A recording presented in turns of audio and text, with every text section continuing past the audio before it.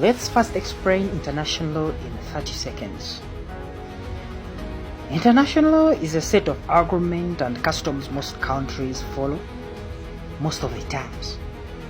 They cover duties of a state about war, human rights, and diplomacy.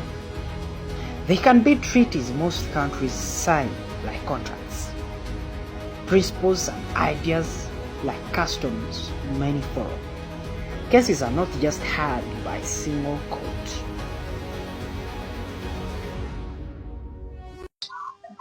First of all, subscribe, share. The reason why we want to subscribe it is because the moment you subscribe, it means that any other video that we make will come straight to your phone and you'll be able to see that video. Today we are going to talk about, again, international law. Basically, last time we talked about the introduction, the history part of it, but for now we are to talk about the subjects of international law and recognition. Subjects of international law. Now, when we talk about subjects, we mean who has the right and duties under international law. Now, that very person who has the full rights, to have the rights and duties under the international laws, then that means you are the subject. But we have different categories. We have the primary subject and the secondary subject, and of which the primary subject, that's where we have the state. The state is the primary subject. Because why? The state has full capacity, or the full legal personality. It has the full legal personality in engaging in treaties, making treaties, arguments, and so on and so forth. That's why the state is taken as a primary subject. When we talk about the secondary subjects, you have to understand that we have the individuals, we have general principles, we have what we call the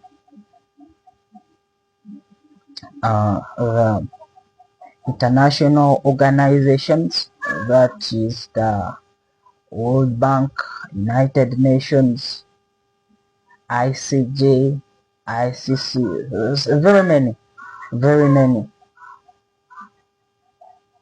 Now, we don't want to waste much time, but at least we should go straight and first understand what is the state as a primary subject. But before that, we talked about the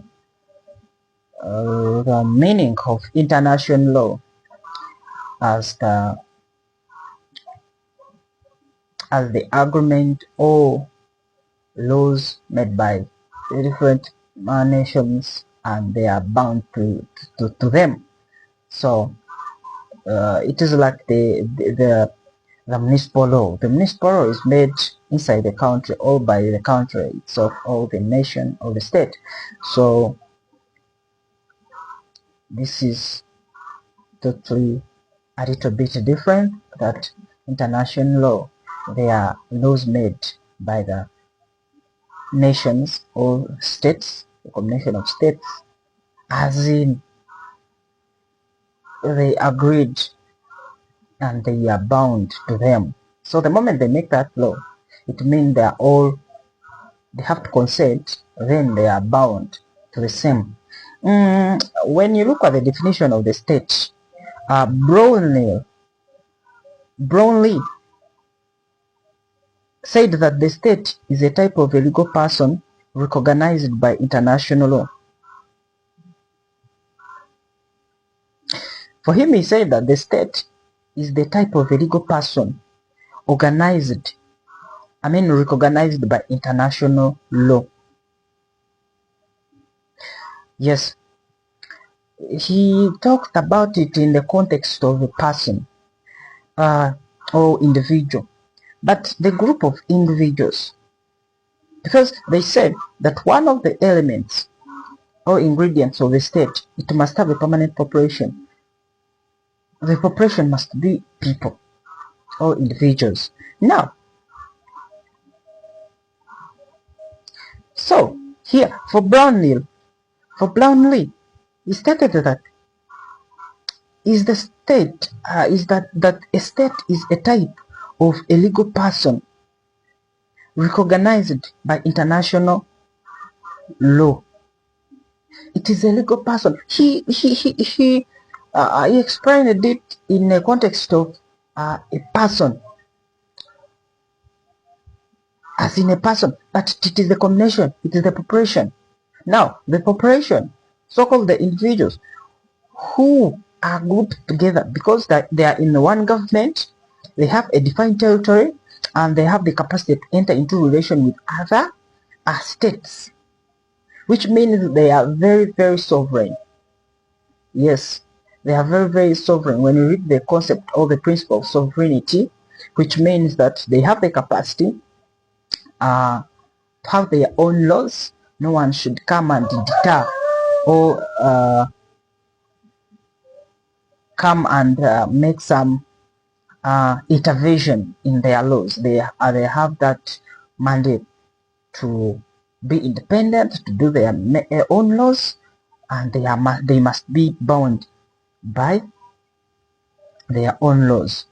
So, a state, as you know, Uganda is a state. Now, the ingredients of the state, it must have a permanent population. You hear every year they must do what we call population census. Population census is to know the number of people, or the number of people in the country, whether it is 60 million, whether it is 45, whether it is 100 million, but they must know. They must have a defined territory. When you read the Constitution of Uganda, when you go to the Constitution of Uganda, they will show you the boundaries of Uganda. They will say that Uganda starts from here, it goes in the east, it borders with Kenya, and it passes here. They will show you the full map. They will show you the full borders of Uganda. It must have the government. The running government that makes laws. Government consists of the parliament, the executive, and the legislature. The executive, parliament, which is the legislature, and the judiciary. As another ingredient is that they have the capacity to enter into relations with other states. You have seen Uganda entering into deals with DR Congo, entering into deals with Rwanda, entering into deals with United States, and very, very, very many.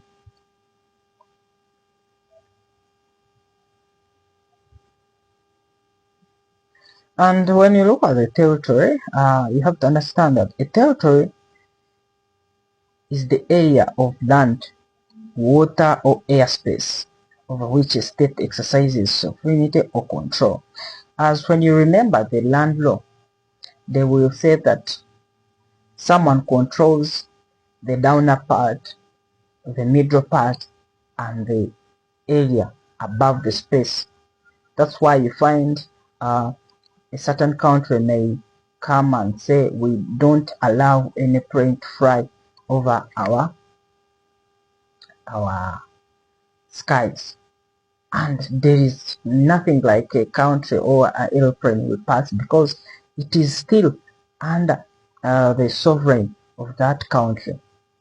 You saw basically related to the war of Iran, where they said that we don't allow this to happen. We don't allow these aeroplanes to pass through our territories, and it happened. Remember in 2011, the war between the United States or NATO and Libya.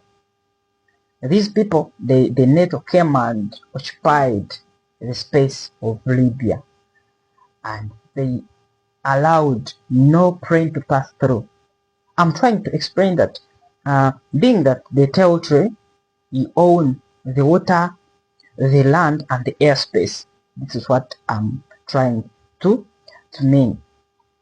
When you read Article 1 of Montevideo Conventions on Rights and Duties of the State, it explains the rights and duties of the state. Yes, what are the duties of the state?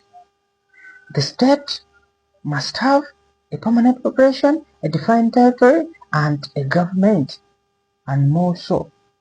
So you have to understand a state like that. So when you find that the state is there, but it is not known, then you have to remember two things, or you have to remember this: recognition. Recognition. Now, what is recognition? Recognition is the process by which one state acknowledges the existence and sovereignty of another state. Being that you're a state, you must be recognized by other states. However, there are some instances where some states are not recognized by other countries. An example is Iran. Iran does not recognize the presence of Israel. Israel was created by United States in 1945. China does not recognize Taiwan. And also, you have to understand, India does not recognize does not recognize Pakistan, but that does not mean that the other unrecognized states are not states. They are states, however much they are not recognized. Yes, now that is recognition. Now let's go and look what we have said. That Article 1 of Montevideo Conventions talked about the duties and all the qualifications of the state to qualify as a state.